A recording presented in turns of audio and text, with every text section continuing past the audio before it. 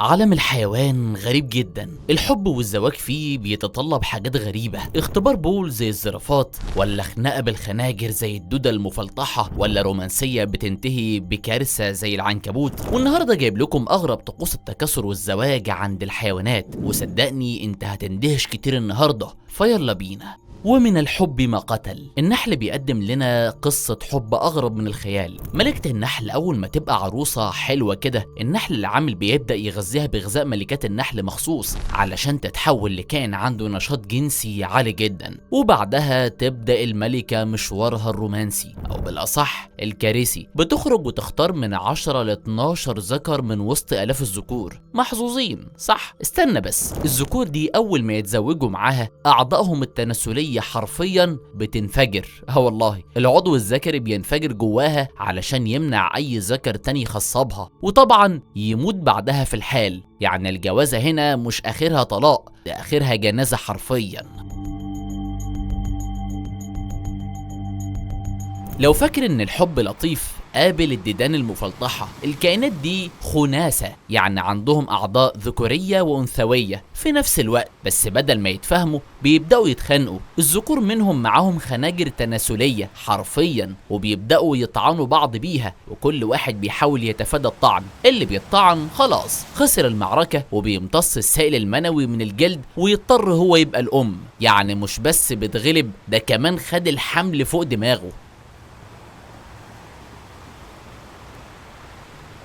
الزرافة عندها رقبة طويلة تمام، بس التزاوج عندهم فيلم أكشن. الذكر أول ما يعجب بأنثى بيعمل اختبار غريب اسمه فهم الريسبونس، يبص على مؤخرتها يخليها تتبول، وبعدها يشرب شوية بول علشان يحلل الطعم. لو الطعم عجبه يقرر يبدأ المغازلة، واللي في الحقيقة معناها إنه هيفضل يلاحقها في الغابة لحد ما تقول له خلاص يلا بينا. يعني نقدر نقول الرومانسية عند الزراف شغل كيمياء وتحاليل. اوعى تفتكر ان الدلافين كلها لطافة بس. القضيب عند الدلافين قابل للسحب، وبيلف حوالين نفسه زي ما يكون ذراع آلي، وبيستخدموه يمسكوا حاجات تحت المية كأنها ايد. بس المصيبة انهم بيستخدموه كمان في حاجات تانية مش لطيفة خالص. الدلافين عندها شهية جنسية مفتوحة، بيحاولوا يركبوا اي حاجة من صخور لنباتات وحتى سلاحف البحر. وكأن كل ده مش كفاية، بيشتغلوا شلة شباب يهاجموا أنثى واحدة ويجبروها على التزاوج. يعني لو كان في بحر عليه شرطة أخلاق كانوا أول ناس يتقبض عليهم. فاكر نيمو؟ تعال شوف المفاجأة. نيمو بقى ممكن يبقى نيمة. في مجموعة سمك المهرج الكبيرة هي الأنثى، والتاني في الحجم هو الذكر، والباقي ذكور عاديين مش شغالين في التناسل. لو الأنثى ماتت الذكر يبدل جنسه ويبقى هو الأنثى، وأكبر واحد من العزاب ياخد الترقية ويبقى هو الذكر الجديد. يعني ممكن في لحظة نيمو يلاقي نفسه مامي نيمو. لو فكرت ان التزاوج عند السلاحف ممل، يبقى ما تعرفش سلاحف جلاباجوس. الذكور عندهم مسابقة شبه أطول رقبة يفوز. كل ذكر يرفع نفسه على رجله ويمد رقبته على الآخر، اللي رقبته أقصر هو اللي يخسر ويمشي يعيط. الفايز بيكمل العرض بقى ويروح للأنثى ويبدأ يصرخ زي مشجع في ماتش ويهز راسه بحماس. ولما تيجي الأنثى يبدأ يضرب فيها شوية ويعضها في رجليها علشان تشل حركتها، وبعدها يركبها. يعني تقدر تقول دايما في السلاحف الأطول هو اللي بيكسب.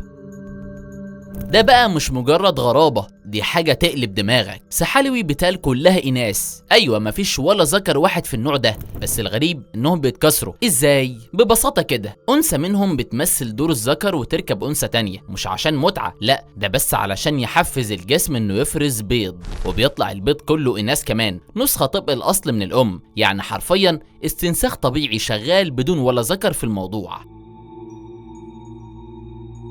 قبل ما نقول البشر اخترعوا الدفع مقابل المتعة، لازم نبص على المكاك. ذكور المكاك بيدفعوا فاكهة علشان ياخدوا نظرة على مؤخرة أنثى، أيوة رشوة فواكه. ومش بس كده، بعضهم بيدفع فاكهة علشان يشوف صور لذكور مكاك مشاهير. يعني ممكن تلاقيه ماسك موزة وبيقول هات لي صورة أبو عضلات. ولما الذكر بيبقى في أضعف حالاته أثناء الجماع، ممكن يجي ذكر تاني ويهجم عليه. مفيش عندهم حاجة اسمها سيب أخوك يخلص، كل واحد وشطارته.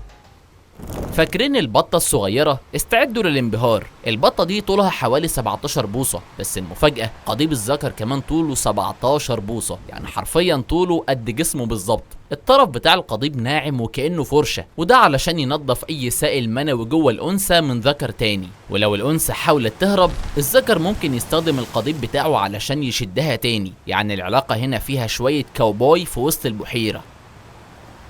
الأسماك دي مش بتتزاوج، دول بيتحدوا. الذكر بيتولد من غير معدة، فلو ملقاش أنثى بسرعة يموت من جوع، ولما يلاقي واحدة يعضها، وبعدين جسمه يفرز إنزيم يهضم جلدها، وبعدين يندمج معاها، يتحول لمجرد كتلة ملتصقة بجسمها. والعلماء في الأول افتكروا إنه طفيلي، بس الحقيقة ده زوجها الرسمي جاهز يخصب بويضاتها أول ما تحتاج. يعني التزاوج هنا مش ارتباط، ده اتحاد عضوي حرفيا.